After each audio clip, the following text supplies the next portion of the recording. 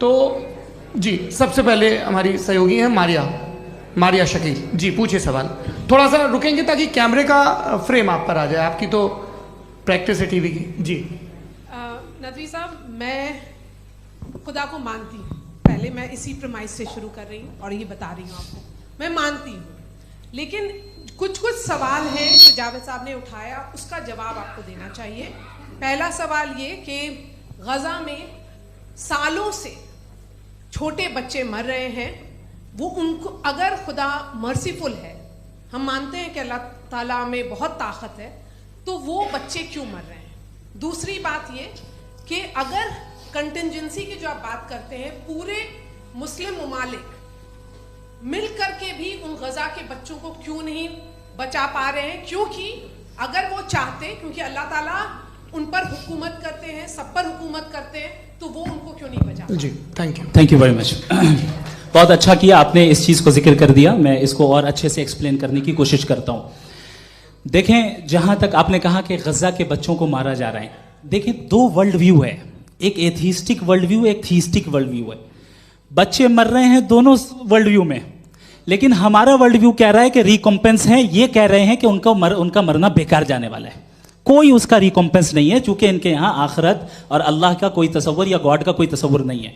आपने ये सवाल किया कि गॉड मर्सीफुल है, क्यों नहीं रोकता? ये मैंने बताया कि ये मिसकंसेप्शन है लोगों के दरमियान कि गॉड को सिर्फ मर्सीफुल और ओमनीपोटेंट समझते हैं। गॉड के सिर्फ यही दो एट्रीब्यूट्स नहीं है, गॉड के कई सारे एट्रीब्यूट्स हैं, उनमें से अल हकीम भी है, उनमें से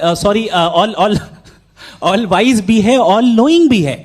लिहाजा अगर इस दुनिया में किसी को तकलीफ आ रही है और गॉड उसको नहीं रोक रहा है, वो इसलिए नहीं रोक रहा है चूंकि इंसानों को फ्री विल दिया गया है।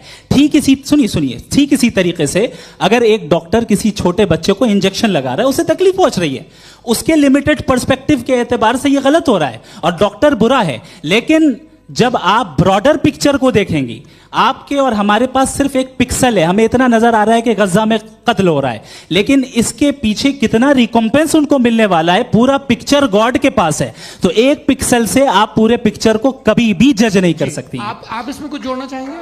आपको कुछ बोलना है इसमें? भैया आपने बहुत अच्छा जस्टिफिकेशन दिया, या आप वो जो वहाँ के प्राइम मिनिस्टर इजराइल के उन्हें भेजिए, वो बहुत खुश होंगे। आप जस्टिफिकेशन दे देना कि अगर गॉड नहीं है तो बच्चे क्यों मर रहे हैं, आप बताएं। वो ये सवाल पूछ रहे हैं कि अगर आप ईश्वर का अस्तित्व नहीं मानते हैं तो उन बच्चों की मौत को आप कैसे इंटरप्रेट करते हैं? भाई ये दुनिया जो है, जो ताकतवर लोग होते हैं वो एक नाइंसाफी करते हैं। तो ये अच्छा काम है आपके नजदीक, तो नेचर नाइंसाफी पे मबनी है। अरे मेरे भाई, आप नेचर की कहाँ बात कर रहे हैं, तो इंसान की बात। तो फिर जब मैं इंसान की बात कर रहा था, आप नेचर की बात करने लग गए। क्रॉस एग्जामिनेशन नहीं। हाँ, अब आप मुझे बोलने नहीं देंगे तो अलग बात है, आप बोलिए, मुझे कोई जल्दी नहीं। जी नहीं, ये क्रॉस एग्जामिनेशन मुझे बोल तो लेने दीजिए। जी बोलिए। क्या बात ये है कि ह्यूमन सोसाइटी तभी साथ में रह सकती है जब वो मोहब्बत से, एकता से, एक दूसरे के एहतराम करके रहे। इसके अलावा पॉसिबल नहीं है, अकेले तो इंसान रह नहीं सकता। वहाँ पर कुछ लोग हैं जो फाउल करते हैं, वो फाउल हमेशा से तारीख में होता आया है। आज ये हो रहा है, जो हो रहा है बहुत बुरा हो रहा है, बहुत जालिमाना है, बहुत जाबराना है। उसको आप कहें कि ये बच्चों को कॉम्पनसेशन मिल जाएगा या इसकी इंजेक्शन है, इंजेक्शन तो हेल्थ के लिए दिया जाता है। आप ये कह रहे हैं कि ये बच्चों की जो धज्जियां उड़ रही हैं ये इंजेक्शन है, ये टेस्ट है, ये टेस्ट है, और उस टेस्ट में उनको ऐसा रिकॉम्पेंस मिलेगा जो आपके तसव्वुर के बाहर है। ये आप 3 बरस के बच्चे को बारूद से उड़ा के टेस्ट ले रहे हैं। वाह, वो नहीं ले रहा है, खुदा नहीं उड़ा रहा है, इजराइल उड़ा रहा है। जी, ये तो उसको कंडेम करें। अगला सवाल लेते हैं प्रोफेसर पुरुषोत्तम अग्रवाल। मुफ्ती साहब, एक निवेदन आपसे है कि कम से कम थोड़ा सा माइक क्लोज एक रिलीजियस और फिलॉसफिकल कर मैं प्लीज। एक रिलीजियस और फिलोसॉफिकल ट्रेडिशन है जो ब्रह्मांड को यानी यूनिवर्स को ही अंतिम मानती है। सर्वम खलु इदम ब्रह्मम, this is Chandogya Upanishad, and it completely rules out the existence और नेसेसिटी, आपके शब्दों में necessity of a creator. The creation itself is the creator. तो एक मिनट प्लीज।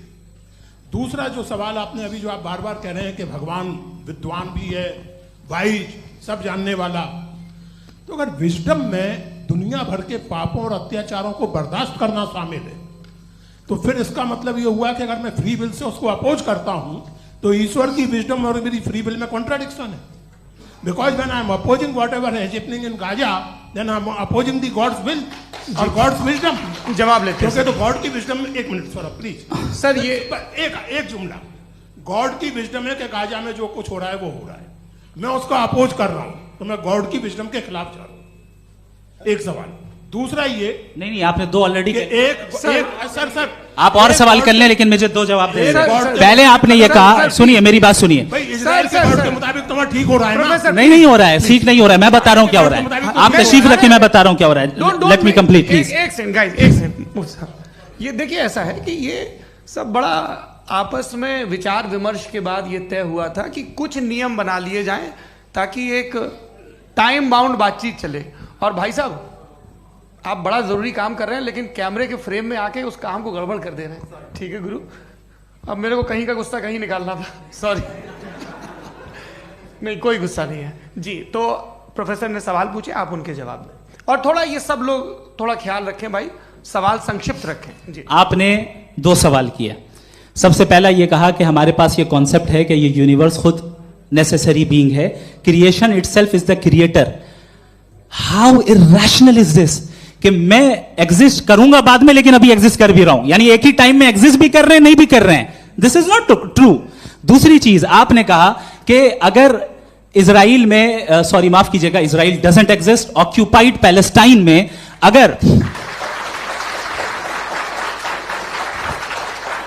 अगर ऑक्यूपाइड पैलेस्टाइन में बच्चों को मारा जा रहा है फ्री विल की वजह से और गॉड नहीं रोक रहा, ये कॉन्ट्रडिक्शन है। ये बताइए कि एक एग्जाम में एक बच्चा गलत आंसर लिख रहा है, सुनिए, एग्जामिनर चाहे तो रोक सकता है, क्यों नहीं रोक रहा है? ये कॉन्ट्रडिक्शन है, ये कॉन्ट्रडिक्शन नहीं है। माइक नहीं सर, ये आपस में जी, ये क्या आपका सवाल? माइक दीजिए। फ्री विल दिया गया है टेस्ट के लिए, अकाउंटेबिलिटी के लिए। अगर फ्री विल नहीं होता तो आप कहते हैं हमें रोबोट बना दिया गया। नॉट मिसरिप्रेजेंट माय पोजीशन, आपकी जो भी पोजीशन, मैं अपनी फ्री विल के नाते, अपने ह्यूमन विजडम के नाते गाजा में हो रही अत्याचार का विरोध करता हूं। बिल्कुल करना चाहिए। आपके हिसाब से मैं गॉड की विजडम का विरोध कर रहा हूं? बिल्कुल नहीं, वहां जो हो रहा है गॉड, बिल्कुल भी नहीं, बिल्कुल भी नहीं। उसका वहां पर गाजा में कत्ल होना ये इंसानों के गलत इस्तेमाल का नतीजा है, फ्री विल के इस्तेमाल का नतीजा है। गॉड इसका हुक्म नहीं देता, उससे रोकता है। यही तो मसला है ना, आपके लिए कॉन्सेप्ट क्लियर? नहीं भाई, आपने तो बताया था इंजेक्शन लगाने से बच्चे को तकलीफ होती है, ये इंजेक्शन लगा। सर आप ऐसे रेटोरिक स्टेटमेंट दें तब तो कोई मसला नहीं समझते रहेंगे। This is a rhetoric statement, this is not a logical argument sir. I am sorry, I am sorry. आखिरी 30 मिनट बड़े मुश्किल होने वाले हैं जी। मुफ्ती साहब आगे बैठे हैं, इनको माइक दीजिए। हाँ तरुण, माइक आप अपने पास रखिए, आपको कैमरे का फ्रेम पता है जी। सबसे पहले दोनों को मुबारकबाद। एक सर अपना आप नाम बता दें। आप अमेरिका में शिकागो में रहते हैं, इतना मुझे याद है। बताया आपको, यासिर नदीम अलवाजदी मेरा नाम है। जावेद सर, आपसे एक क्वेश्चन है इन्फिनिट रिग्रेस के ताल्लुक से। एक हाइपोथेटिकल सिनेरियो है, मसलन अगर आप सर माइक थोड़ा सा प्लीज क्लोज रखिए जी। अगर आप शायर इसलिए हैं कि आपके कोई उस्ताद शायर थे, और वो इसलिए शायर थे कि उनके कोई उस्ताद शायर थे, और इसी तरीके से हम माजी में पीछे चलते चलते चले जाएं और कहीं ना रुके, तो माफ कीजिएगा आप कभी शायर नहीं हो सकते। लेकिन आप शायर हैं, आपका शायर एग्जिस्ट करता है, इसका मतलब ये है कि आप कहीं ना कहीं रुके हैं। तो मेरा सवाल ये है कि क्या आप इन्फिनिट रिग्रेस ऑफ कॉजेस को लॉजिकल फैलेसी मानते हैं या नहीं मानते? हाँ या ना? मैं इन्हें लॉजिकल फैलेसी नहीं मानता हूँ, लेकिन मेरा प्रॉब्लम यह है कि जब मैं नहीं मानता हूँ तो I will continue with this logic जो फैलेसी नहीं हो। आप एक जगह रुक जाते हैं जाके, आप कहते हैं ये गेंद कैसे बनी, ये जजीरा कैसे बना, ये समंदर कैसे बना, ये ज़मीन कैसे बनी, और अचानक गॉड पे जाके आपको ब्रेक लग जाता है। एक बार आप सवाल नहीं करते कि भाई इनको बनाने वाला तो इनसे भी कॉम्प्लिकेटेड होगा, वो कैसे बना, उसके बारे में आपने इत्मीनान कर लिया, वो हमेशा से है। तो अगर आप उसे हमेशा से मानते हैं तो फिर ये मान लीजिए कि कायनात हमेशा से, क्या तकलीफ? फिर हम वजूद में नहीं आते जी है। हम मौजूद नहीं। अच्छा सर क्यों नहीं हो सकते? मैं बताऊंगा प्लीज। जैसे मैंने मिसाल दी आपके शेर, आपका शेर कभी वजूद में ना आता अगर शायर इसी तरह चलते रहते हमेशा जी। माइक मेरे ख्याल से एक सेकंड। इन्फिनिट रिग्रेस का कॉन्सेप्ट क्लियर नहीं हो पाया, ऐसे रहने दें, लेट्स मूव ऑन सर। ठीक है, हाँ थोड़ा सा मॉडरेटर का भी ख्याल रखें। नहीं नहीं, आपने तो रखा है, आपने रखा है। यहाँ पे गौहर रजा साहब हैं, वो भी एक सवाल पूछना चाहते हैं। माइक यार नीचे से ऑन कर दिए, नीचे। पहले तो ये कह दूं कि मैं उन बच्चों से शर्मिंदा हूं जिनको गजा में कत्ल किया गया, क्योंकि हमारे होते हुए कत्ल किया गया। लेकिन उससे ज़्यादा शर्मिंदगी इस बात से हुई कि मुझे लगा कि मुफ्ती साहब उसको जस्टिफाई कर रहे हैं। बिल्कुल भी नहीं, आप बहुत ही गलत मुझे बात लगा मैं गलत हो सकता हूं। बिल्कुल गलत मैं है। सवाल पूछ रहा हूं, सवाल मैं देखिए, सवाल अगर पूछ रहा हूं। एक मैं जावेद भाई से डिसएग्री करता हूं। एक सेकंड देखिए, अगर देखिए ऐसा, एक सेकंड आप सर, वेट वेट, अरे आप कुछ मेरे पहले मुझे अपनी बात कह लेने दीजिए। अगर ऑडियंस तय करेगी तो फिर मॉडरेटर का मतलब नहीं। मेरा आप सबसे ये कहना है, ये बहस दो लोगों के बीच में है, एक तरफ मुफ्ती साहब, एक तरफ जावेद साहब। पिछले 1.5 घंटे से ये लोग अपने अपने तर्क रख रहे हैं। आपकी इनसे इत्तेफाकी हो सकती है, ना इत्तेफाकी हो सकती है। मेरे उस्ताद मुझे सिखा गए हैं कि मुखामुखम में असहमति की गुंजाइश बची रहनी चाहिए। अगर मैं आपकी बहुत इज्जत करता हूं गौहर साहब, आपने जो कमाल की किताबें लिखी, साइंटिफिक टेम्परामेंट, लेकिन मेरी ये गुजारिश है आप सबसे कि यदि आप इन लोगों ने जो बोला उन पर टिप्पणियां करेंगे तो ना वक्त की पाबंदी रहेगी, ना वो अनुशासन। आप सवाल पूछ लें, उस सवाल में जो बात आ जाए वो आ जाए।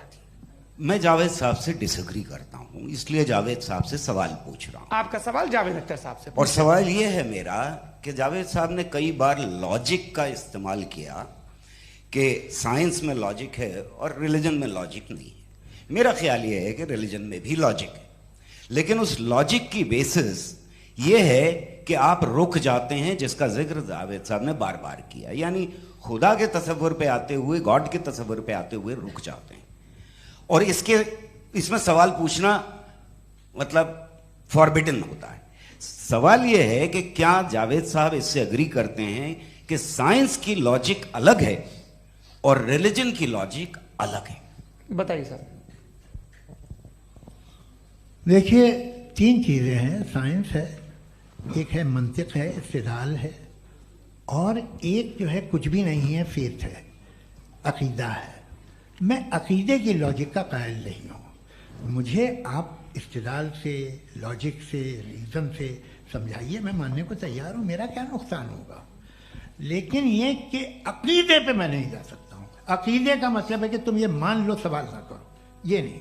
आप सारी बातें करके, बड़ी साइंटिफिक बातें करके एक जगह जाके खुदा के हुदूद पे रुक जाते हैं, सरेंडर कर देते हैं। मैं सरेंडर करने को तैयार नहीं। That's all ji.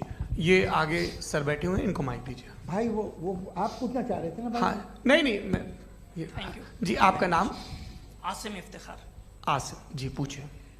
Sir, Javed sir से सवाल है कि आपने अपने माइक थोड़ा करीब रखिए। अपने क्लोजिंग स्टेटमेंट में बात कही थी कि मज़हब का जो फ्यूचर है वो ज़्यादा दिन नहीं जाने वाला है, लेकिन मैं देख पा रहा हूँ कि जो ऑक्सफोर्ड यूनिवर्सिटी की एक स्टडी है 2011 में हुई है, जिसके 50 एकेडमिशियंस ने इसको अंजाम दिया था, उसमें वो ये कहते हैं कि जो फेथ इन गॉड है वो इनबिल्ट है ह्यूमन नेचर के अंदर, जिसको हम कहते हैं फितरत के अंदर शामिल है वो। और वो ये कहते हैं कि अगर कोई ये समझता है कि मज़हब को वो ख़त्म कर देगा तो ये उसकी गलत फहमी है। तो आप इसके बारे में, इस स्टडीज़ के बारे में क्या कहते हैं? ठीक है, मैं उनसे एग्री नहीं करता हूँ। वो कौन से प्रोफेसर होंगे? ऐसा इनके क्या पास डेटा है, इन्होंने डेटा के बेस होगा। डेटा क्या हो सकता है? फ्यूचर का डेटा तो नहीं हो सकता ना उनके पास। प्रेजेंट का डेटा हो सकता है। डेटा आपने सुना 100 साल पहले का बाद का डेटा? मैंने तो नहीं सुना आज तक।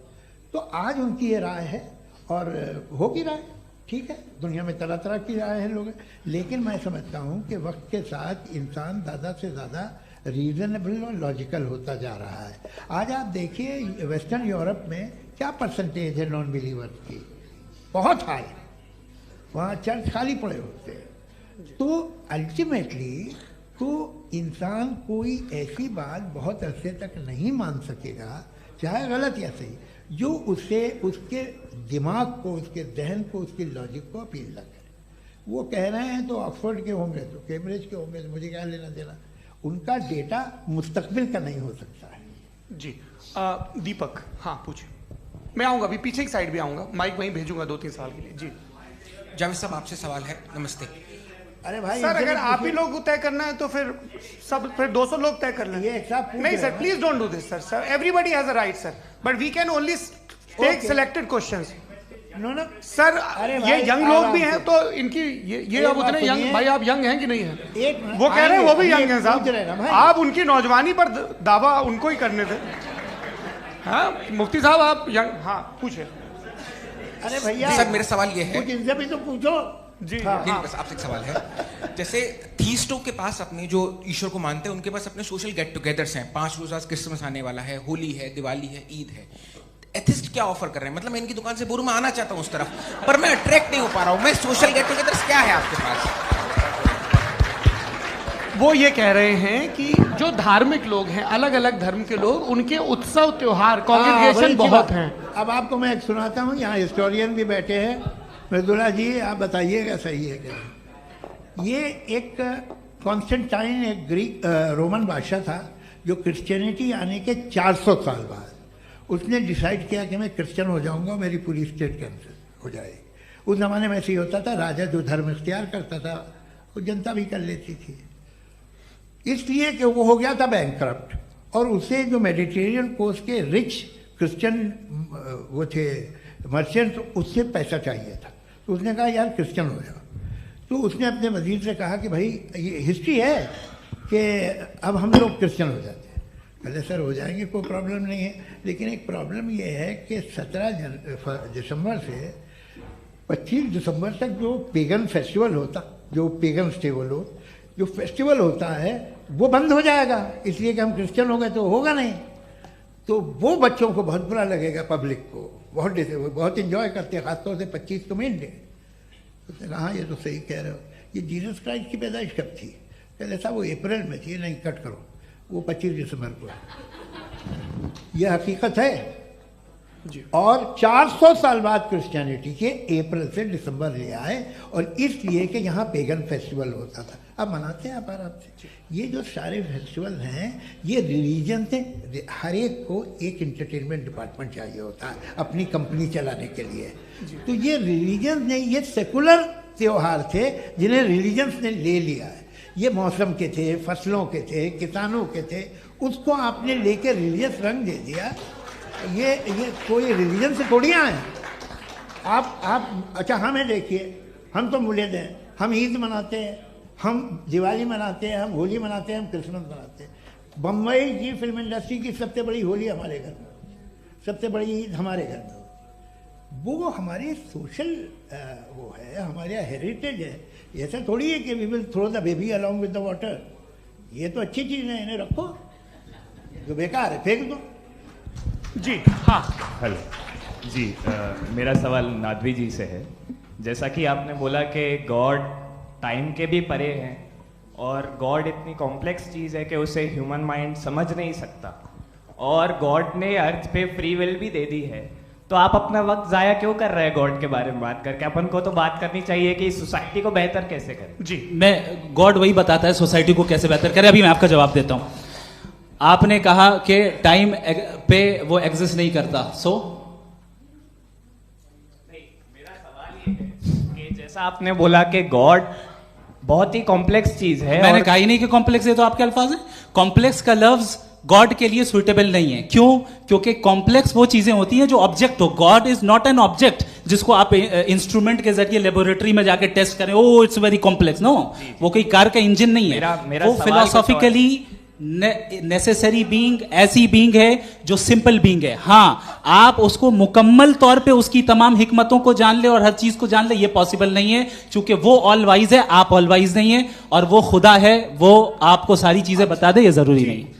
मेरा सवाल ये नहीं था। मेरा सवाल ये था कि जब गॉड इतना परे है इस दुनिया से कि उसने अर्थ पे फ्री विल भी दी है, हम सब ह्यूमंस की फ्री विल है, और जो सोसाइटी में हो रहा है वो अपन लोग डिसाइड करेंगे। तो अपन लोग डिसाइड नहीं करेंगे ना, अपन लोग डिसाइड नहीं करेंगे। गॉड जो है, गॉड ने वो उसकी जात, उसकी एग्जिस्टेंस टाइम एंड स्पेस से परे है, लेकिन वो हमारा टेस्ट ले रहा है, और उसी गॉड ने हमें बताया कि तुम्हें क्या करना है क्या नहीं करना है। तो जाहिर है उस गॉड की बात सुनेंगे ना हम। जी, वो पीछे एक चश्मा लगाए जो मैम खड़ी हैं, उनको दीजिए। हाँ आप जी जी बिल्कुल आएंगे। देखिए मैं कोशिश कर रहा हूँ सब तरफ जाने की। हाँ उनको दीजिए माइक जी। हेलो सर, मैं ओमनी प्रेजेंट नहीं हूँ, टाइम पाबंद हूँ और जहां तक कोशिश कर सकता हूँ करूंगा। जी अपना नाम बताइए। मेरा नाम उर्सुला है, मैं दिल्ली यूनिवर्सिटी की एक स्टूडेंट हूँ और मैं स्टूडेंट फेडरेशन ऑफ इंडिया से हूँ। मेरा सवाल मुफ्ती जी से है कि इस हॉल के इस कमरे में बैठ के हम लोग रेप की मोरालिटी के बारे में फिलोसफिकली बात तो कर सकते हैं, बट असलियत ये है कि रोजमर्रा की जिंदगी में औरतें रेप के थ्रू गुजरती हैं और हम लोग सिर्फ नंबर्स पे इस तरह नहीं देख सकते, क्योंकि कितनी औरतें हैं इन कंट्रीज में जहां पे आप बता रहे हैं कि केसेस कम हैं जिनका एक्सेस है कि वो जाके केस फाइल कर सकें। कितनी औरतें हैं जो जिनको काम करने की आज़ादी है उन कंट्रीज में। यूरोप में ये आज़ादी आ गई, यूरोप में ये रूल्स आ गए, तो हम आज उसके बारे में बात कर पा रहे हैं। जी जवाब। आपने ये कहा कि कमरे में बंद होकर हम लोग इस पर फिलोसफिकली बात कर सकते हैं, लेकिन हकीकत में क्या हो रहा है, वो ग्राउंड लेवल पे क्या हो रहा है जो बहुत गलत हो रहा है और वो सफ़र कर रही हैं। आई अग्री, बहुत गलत हो रहा है और जो गलत हो रहा है उसको हमें रोकना है। और क्यों रोकना है, वो गलत क्यों है, हमारे पास इसका ऑब्जेक्टिव फाउंडेशन है, इनके पास उसका ऑब्जेक्टिव फाउंडेशन नहीं है। मैं ये कहना चाह रहा हूं कि जहां पे भी जुल्म हो रहा है, जहां पे भी औरत पे जुल्म हो रहा है या उसकी इज्जत लूटी जा रही है या उसे तकलीफ पहुंचाई जा रही है, और सिर्फ औरत नहीं किसी इंसान के ऊपर भी जुल्म हो रहा है, तो उसके खिलाफ खड़ा होना, ये मॉरलिटी हमारे पास गॉड के पास से आई है। वरना जावेद साहब तो कह रहे हैं कि जो है मेजॉरिटी डिसाइड करेगी, तो मेजॉरिटी तो कभी भी बदल सकती है। क्या आप हाँ। ये थोड़ी सी आपको गलतफहमी है। मैं अगर मेरे जुमले से ये मदना निकला या मैंने कहा तो ये जुमला मैं वापस लेता हूँ। ये मेरा मतलब ही नहीं था कि मेजॉरिटी डिसाइड करेगी। मेजॉरिटी डिसाइड करे तो दुनिया में बड़ी, वैसे आपने कहा था ये जुमला। अच्छा हो सकता है, मैं मान रहा हूँ, बाद में रिकैप कर लेंगे। अरे एक सेकंड मैं अपनी एक्सप्लेनेशन देता हूँ। मुनासिब बात यह है कि हम सब के सब दिल में जानते हैं कि क्या अच्छा है क्या बुरा है, हमें पता है अच्छी तरह से। जो लोग बुरे काम करते हैं उन्हें भी मालूम अच्छा क्या है। यही तो सवाल था हजरत कि फिर ये मोरालिटी आई कहां से? Cross examination. हाँ जी हाँ। मोरालिटी साथ रहने की डिजायर से आई, यानी साथ रहकर जो कुछ कह दे जो कुछ कर दे वो हो जाएगा। नहीं नहीं, तो आप कायदे से रह ही कर सकते हैं जब तक लोगों में मोरालिटी हो, वरना क्यास हो जाएगा। ये आपको कैसे पता? जी हमने देखा ना, जहां मोरालिटी का क्यास हो गया, हम देखते हैं। कहां पे देखते भाई? दुनिया में। आप जो ये, कह रहे हैं आप कहीं पे अगर गलत हो रहा है इस बहस तो के उसको बाद आप में गलत देखिए। आप एपिस्टेमोलॉजी की बात कर रहे हैं, मैं ऑन्टोलॉजी की बात कर रहा हूं। मैं इस बहस के बाद आप दोनों लोगों को चाय पे होस्ट करूंगा, वहां पे क्रॉस एग्जामिनेशन कर लीजिएगा। अभी ऑडियंस का हक मार रहे हैं आप लोग भाई, सर जस्ट लोग हैं आप लोग। और ये भाई ये उधर आएंगे, जी सर आएंगे। अच्छा सर मेरा नाम लईकुर रहमान है और मैं अलीगढ़ मुस्लिम यूनिवर्सिटी का स्टूडेंट हूँ। और जहाँ तक मुझे पता है कि sir you are also product of Aligarh Muslim University. मैं भी उसी चमन का बुलबुल। हाँ सर, तो बहुत खुशी हुई मुझे जान करके कि मैं आपसे मिलूंगा। सवाल सर, मेरा सवाल यह है, सर सैयद अलैहिर्रहमा का नज़रिया यह था कि खुदा के वजूद को अक़ल के दायरे में रह कर के तलाश करना, न कि पूरी तौर से उसका इनकार कर देना। Sir how will you define it? नहीं तो ये तो आप इन्हें बताइए। ये सवाल आपसे कि खुदा का वजूद साबित कर रहे हैं तो सर आपने इनकार कर रखा है, इस वजह से मेरा क्वेश्चन उन्होंने यही एक सेकंड सर सैयद ने यही कहा ना कि अक्ल से आप खुदा के वजूद को साबित नहीं कर सकते, यही कहा ना भाई। वो उन्होंने कहा कर सकते हैं और वो कर दिया गया आज। वो फोन दो। तलाश करना या साबित करना अक्ल से नहीं हो सकता। अरे सवाल तो सुन लीजिए जी। अक्ल से नहीं हो सकता है, यही कहा ना आपने। अक्ल से हो सकता है, अरे वो यही कह रहे हैं भाई, आप बता रहे हो सकता है, वो तो कुछ और। आप अगर सर देखो नौजवान फोन ले लो, वो इतनी कमाल की यूनिवर्सिटी है। अरे भाई दे दो जरा, एक मिनट दे दो भाई, मेरी बात सुनो, माइक पे बोलो ताकि जो लाखों लोग देख रहे हैं। माइक दे दो ना। अरे देंगे ना माइक, तुम ठहरो तो। हाँ सर, मेरा सवाल ये था कि सर सैयद अलैहिर्रहमा का एक नज़रिया था अपना कि खुदा का जो वजूद है उसको अक़ल के दायरे में रह करके तलाश करना है, न कि पूरे तौर से इनकार कर देना है। ये उनका कॉन्सेप्ट था। लेकिन मेरा सवाल ये है कि आप इसको कैसे डिफाइन करते हैं, एक्सप्लेन कैसे करेंगे? मैं आपसे जानना चाहता हूँ, क्योंकि you are the product of Aligarh Muslim University. मुझे अक़ल के दायरे में रखे मैंने बहुत तलाश की, मुझे मिला नहीं। हाँ ये इधर उधर वो चश्मा लगाए जो, हाँ उनको दे दीजिए। जी जी फटाफट पूछिए, बस 5 मिनट है, 5 मिनट में खत्म हो रहा है। हाँ अस्सलाम वालेकुम मुफ्ती साहब। एंड मेरा सवाल जावेद अख्तर साहब से। क्या नाम है आपका? अरे भैया सब मुझे तो पूछ रहे हो। हाँ, फैज पूछिए फैज साहब। तो मेरा सवाल ये है कि अभी जो एथियस्ट है वो problem of evil argument use कर रहे हैं अगेंस्ट मुस्लिम्स, राइट? कि इस दुनिया में इतना सारा इविल है और अगेंस्ट मुस्लिम तो यहाँ अगेंस्ट थियस्ट। हाँ थोड़ा सा करेक्ट कर लीजिए भाई, पूरी मशक्कत ही इसी बात की थी कि किसी एक मजहब पे बात न टिके। जी, तो बेसिकली ये आर्ग्यूमेंट ऐसा है कि इस दुनिया में इतना ज़्यादा ईवल एग्जिस्ट करता है और अगर एक ऑल गुड गॉड है तो वो रोकता क्यों नहीं है? लेकिन इस सवाल में एक हिडन अजम्पशन ये है कि इस दुनिया में ईवल एग्जिस्ट करता है। अब एथियस्ट ये कैसे ऑन्टोलॉजिकली प्रूव कर सकते हैं कि इस दुनिया में ईवल एग्जिस्ट करता है? मैं आपको बताता हूँ, थोड़ा सा समझा। नहीं सर, हम लोग इनको सुनिए। नहीं please don't do that. I want to explain ontologically. नहीं हम समझ गए सर, इनको अब जवाब देने दीजिए। अच्छा सवाल पूछ लो। मैं अभी तक क्या था वो मैं थोड़ा सा ऐड ऑन कर लेता हूँ। तुम गुरु, तो हम जब इसका राउंड 13 करेंगे ना तब तुमको स्टेज पे बिठाएंगे। जी तो हाँ जल्दी से। तो देखिए एथियज्म के हिसाब से सब कुछ रैंडमली बन गया है, सब कुछ एटम्स और मॉलिक्यूल्स है। एक पत्थर में और मुझ में सिर्फ इतना फर्क है कि हम लोग एटम्स और मॉलिक्यूल्स का अलग अलग रीअरेंजमेंट है। अब एक पत्थर को कोई इंसान तलवार से 2 टुकड़ों में काट दे या मुझे, according to atheism it is same. There is no evil and good according to atheism. जी अच्छा, फैज साहब का सवाल ये है कि हाँ कोशिश भी करते तो इससे गलत सवाल नहीं कर पाते। एक लाइफ फॉर्म है और लाइफ फॉर्म में फीलिंग्स हैं, मतलब लाइफ फॉर्म सुनता है, देखता है, टेस्ट कर सकता है, फील कर सकता है। तो उसकी ये जो क्वालिटी इस बबल में आ गई है वो जानवर में भी है, इंसान में भी है। तो जाहिर है कि उसे कोई तकलीफ पहुंचेगी, तो चूंकि उसके पास वो सेंसिटिविटी है तो मैं करेगा। पत्थर में वो सेंसिटिविटी नहीं है। तो ये क्या सवाल हुआ कि अगर पत्थर को काटा तो पत्थर को तकलीफ नहीं होती, तो आपको काटे तो आपको क्यों तकलीफ हो? बैठ जाइए। जी हाँ अगला सवाल। हाँ पूछे जी जावेद अख्तर साहब। अरे भैया सब आप लोग मुफ्ती साहब को छोड़ रहे हैं तो मेरे ही पीछे पड़े हैं क्या? फिर चलो बोलो भाई। You asked how God can exist when children die in Gaza. हाँ? You asked how God can exist when children die in Gaza, and you also mentioned the rise of atheism in Europe. But the same events also are leading many atheists and non-believers to turn towards faith. How do you interpret this contradiction, where suffering pushes some away from God, yet brings others closer to belief? देखिए आपको एक बात बताऊं, दुनिया perfect तो कहीं भी नहीं है, हर जगह कुछ खामियां हैं। बेटा 1 मिनट, मैं आप ही को कहेंगे। देखो वो तो कुछ खामियां, कमज़ोरियां, खराबियां सब जगह है।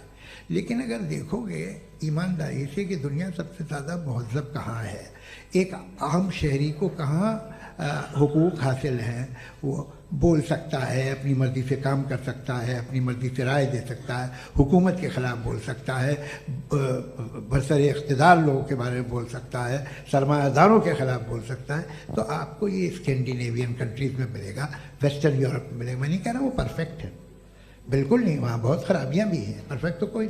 लेकिन जिन जिन मुल्कों में, लैटिन अमेरिका देखो, गल्फ देखो, वहाँ पर आपको ये ज़रूर है कि रेप नहीं होते होंगे। रेप की ज़रूरत क्या है भाई? उसको तो ख़रीद लो, घर में रखो, सड़क पर रेप करने की क्या ज़रूरत है? मगर सुनिए, मगर हकीकत ये है कि वहाँ शख्सी आज़ादी राय देने की, बोलने की नहीं है। जी ये एक आखिरी सवाल मुफ्ती साहब से। हाँ मैम, इनको माइक दीजिए। शुक्रिया। मेरा नाम मनीषा है, मैं हरियाणा से आई हूँ। मैं मुफ्ती साहब से एक बात पूछना चाहती हूँ। आप बार बार जावेद साहब को कॉन्ट्राडिक्ट तो कर रहे हैं कि आपने ये कहा, लेकिन आप भी अजम्पशंस के बेसिस पे बात कर रहे हैं। आपने खुदा के होने का कौन सा प्रूफ पेश किया है, खुदा की एग्जिस्टेंस का? अब इस सवाल को अलग रहने दीजिए, कौन एथीस्ट है कौन नहीं है। और दूसरी बात जो आपने एक छोटी सी कही थी कि ये फ्री विल का इस्तेमाल करता है इंसान अपनी, लेकिन उस फ्री विल का इस्तेमाल में मतलब खुदा ने ये दे दी सबको ये इजाजत कि वो कितना घिनौनापन और कितने ज्यादा खराब से खराब तरीके इस्तेमाल कर सकते हैं। जवाब सुनते जी। आप फ्री विल को मानती है ना, या अब कहती है कि फ्री विल नहीं है ना? मानती है ना? तो अब आपके पास इसका कोई एक्सप्लेनेशन नहीं है कि अगर एक इंसान उस फ्री विल का इस्तेमाल करके गलत काम कर रहा है और बच के अच्छी जिंदगी गुजार के निकल जा रहा है, उसका कोई रिकम्पेंस नहीं है। हमारे वर्ल्ड व्यू में जो इंसान गलत काम कर रहा है उसको भी रिकॉम्पेंस यानी उसका बुरा बदला मिलना है, और जो सही काम कर रहा है उसको सही बदला मिलना है। लिहाजा जो फ्री विल है वो इस तरीके से है कि एक लिमिटेड टाइम तक खुदा ने मोहलत दी है। ऐसा नहीं कि छूट दे दी, जो करना है करते रहो हमेशा। वक्त आएगा जब एग्जाम का टाइम खत्म होगा तब रिजल्ट आएगा, दौराने एग्जाम जबरदस्ती आपको नहीं बताया जाएगा। अरे भाई एक सेकंड, जी, एक सवाल मुफ्ती साहब से मेरा, मुफ्ती साहब से जी, एक सवाल। हाँ, मुफ्ती साहब, मैम एक सेकंड रुक जाइए, आपसे फोन, आप इसके बाद पूछ आपसे लीजिएगा, माइक यहीं छीन रहेंगे वो। चुका। हाँ, बोलिए। मैं मुफ्ती मैम, साहब एक एक ही सेकंड। सवाल करता हूँ कि अगर जो हो रहा है फ्री विल से हो रहा है और एक दिन बरोज़ क़यामत इंसाफ होगा मैशर में वगैरह वगैरह, तो दुआ क्यों मांगते हैं लोग? दुआ मांगते हैं इसके मतलब है अभी भी उसने ये डिपार्टमेंट रखा है कि मैं रोजमर्रा की जिंदगी में इंटरफेयर बिल्कुल बिल्कुल, ही कैन। तो तुम कैन हो, तुम मुझे नौकरी दिला देते हो, मेरे बेटे को ग्रीन कार्ड दिला देते हो, और 45,000 बच्चे मरते उन्हें रोकते नहीं हो। नहीं तो क्या आप ये कह रहे हैं कि इस दुनिया में जालिमों को कभी पकड़ ही नहीं होती है? अरे जो भी पकड़ होगी वो बच्चे रोते हैं। बिल्कुल, देखिए मैंने अपने ओपनिंग स्टेटमेंट में यही कहा था कि जनाब जावेद साहब सिर्फ इमोशनल आर्गुमेंट देंगे। This is an emotional argument. ये छोटे मोटे इसके पीछे का रीजन मैंने बताया क्या है, देखिए इसके पीछे का विजडम क्या है मैंने बताया। मंच से आप लोगों को सज्जनों इसलिए कह रहा हूं ताकि थोड़ा सा आपके कॉन्शियंस पे जोर रहे कि आपको ऑर्डर बचा के रखना है। वक्त तय हुआ था, ये वक्त पूरा हुआ, आपने इतने धैर्यपूर्वक सुना, मैं आप सबका बहुत बहुत शुक्रगुजार हूं। यदि इन दोनों विद्वानों की इच्छा होगी तो कभी हम इस बातचीत का राउंड 2, राउंड 3, यही तो देखिए खूबी है इंसान की कि बहस मुबाहसे में वो पड़ा रहता है। आप लोगों ने बड़े धैर्य का परिचय दिया, बहुत बहुत शुक्रिया। इसी के साथ ये बातचीत यहाँ पे समाप्त होती है। आप लोग को मैं एक बात बता दूं, ये सारी बहस हो गई, अब मुफ्ती साहब और बड़े मुफ्ती साहब इन साथ के साथ मैं खाना खाने वाला हूँ।